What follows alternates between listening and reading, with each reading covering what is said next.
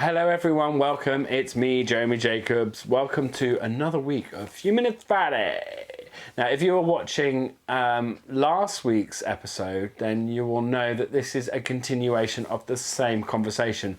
Because what I noticed was that as I was talking, I suddenly realised that I got into this little flow and I went down this little rabbit hole, and then I was like, oh shit, I've run out of time and I can't back myself up. So we're going to turn it into a two-part episode. So it's filmed the same day as last week. And it's sunny in Brighton and Hove. Anyway, where were we?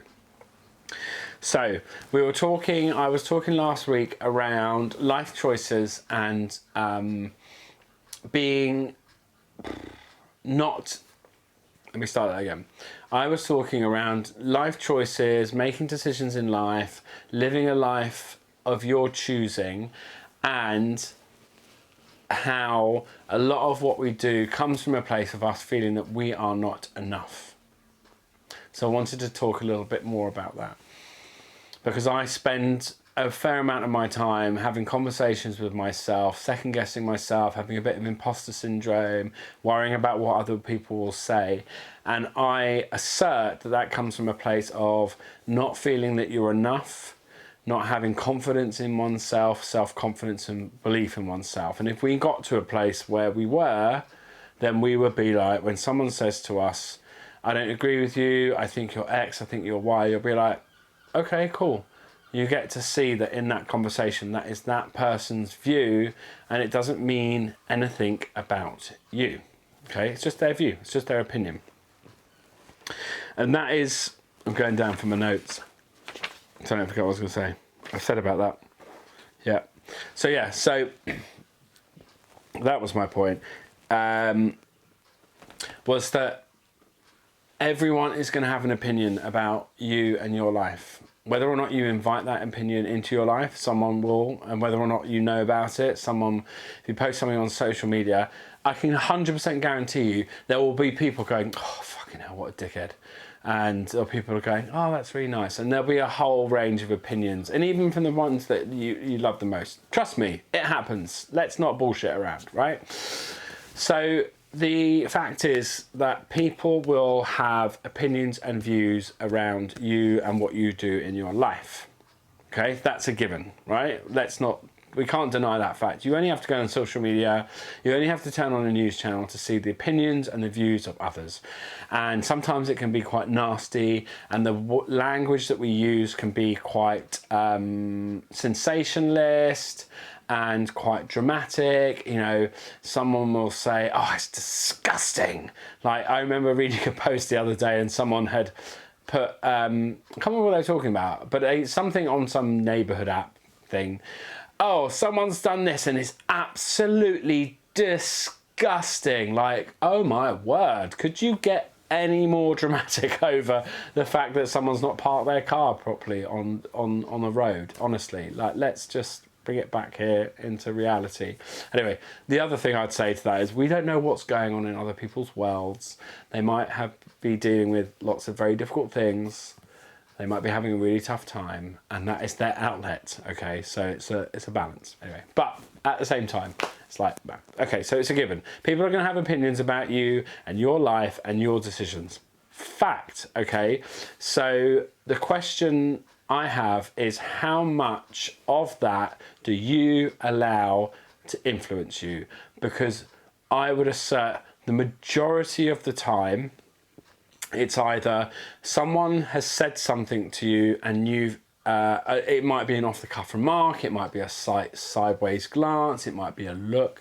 You have taken and attached your own meaning to that incident and made it mean something that it may not actually have meant, unless you have a conversation with that person directly and actually sit down with them and say, what did you mean by that? And they're able to be truthful, then that's when you get your answer.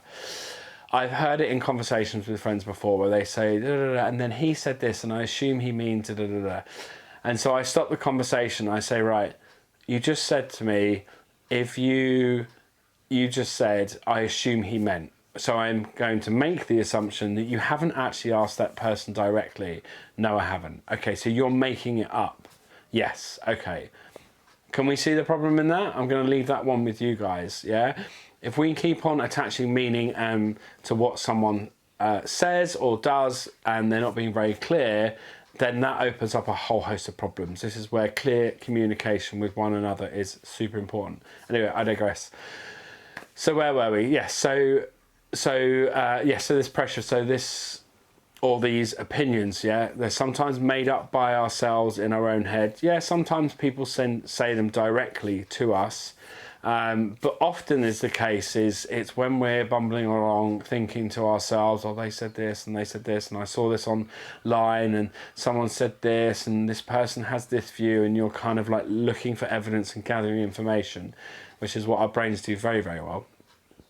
You're left with you making all these decisions by yourself in your own head. And I'm here to tell you that it's really powerful to be able to interrupt that conversation, that pattern of thought in your head that goes round and round and round, and be able to see it for what it is. It's made up, it's bullshit, it's not true. And even if it is true, does it really matter? This comes back to what I was saying last time around being enough.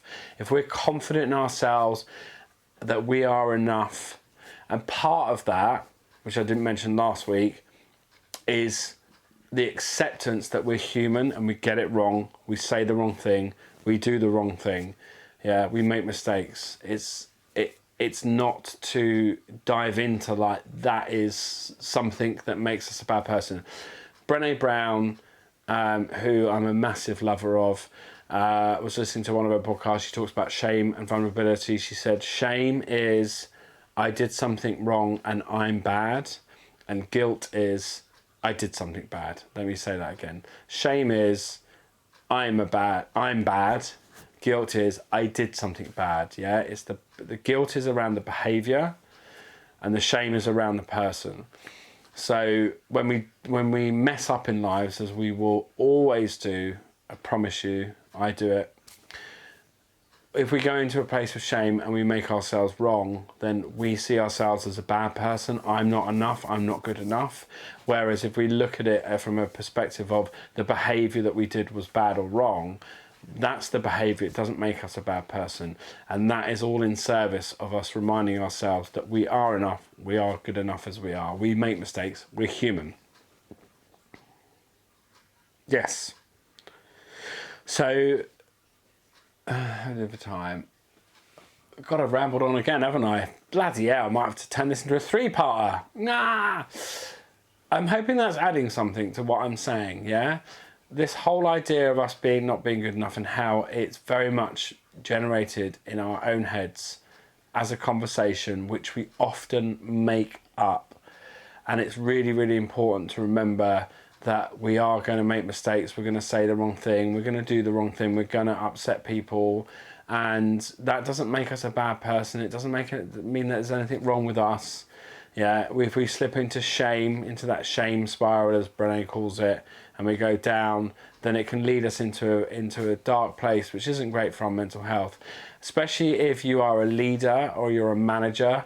Or you're a business owner, you're up to stuff in life and you're having to deal with a lot of people, you are going to come up against this. So it's just a reminder to not slip into a place of I'm a bad person and I'm not good enough, okay? I have completely gone over time and gone on this little ramble, which is fine, it's great, you know, this stuff happens. But there were a few other points I wanted to make around all of this. So I'm going to finish it there. I hope that this week has provided you with something, and stick around. Don't stick around. The next video is going to be a week later. If you really want to sit in front of a computer for a week, knock yourself out, but I would not recommend that. And then my next video is going to be a little bit about, as I promised you this one would be, so apologies, is just some things that I've seen for myself and some techniques that I've put in place to help deal with all of this sort of stuff.